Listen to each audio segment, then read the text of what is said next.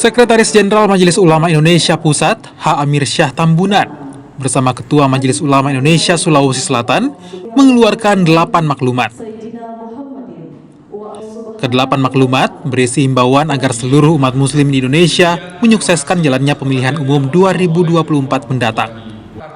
Maklumat ini diumumkan di hadapan para dai dan ulama se-Sulawesi Selatan di acara silaturahmi Majelis Ulama Indonesia dan Mubalik Sesulsel bertajuk Halakah, Kebangsaan, dan Keumatan.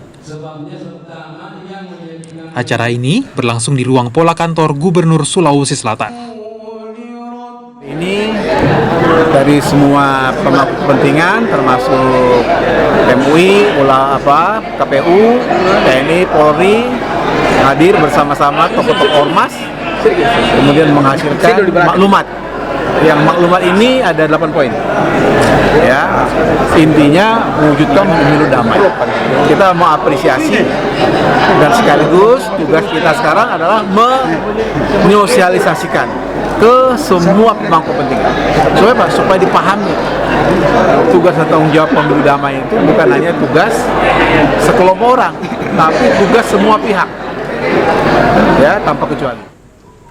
Silaturahmi nasional ini juga diisi sesi tanya-jawab bersama seluruh ormas Islam se-Sulawesi Selatan tentang kondisi politik saat ini.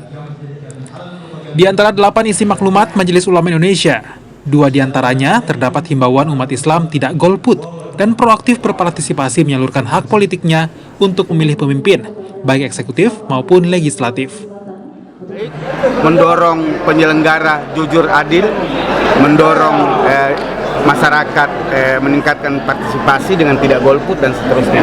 Bagi saya, sebagai Ketua KPU, ini menyenangkan buat kita karena MUI sebagai panutan, lembaga yang dipanuti oleh publik, lembaga karena sejak kemerdekaan ulama ini jadi panutan di Republik ini. Hari ini kita bersama MUI dan MUI memberikan maklumatnya, menyuarakan terkait dengan larangan golput dan seterusnya. Ini baik, positif untuk pemilu kita ke depan.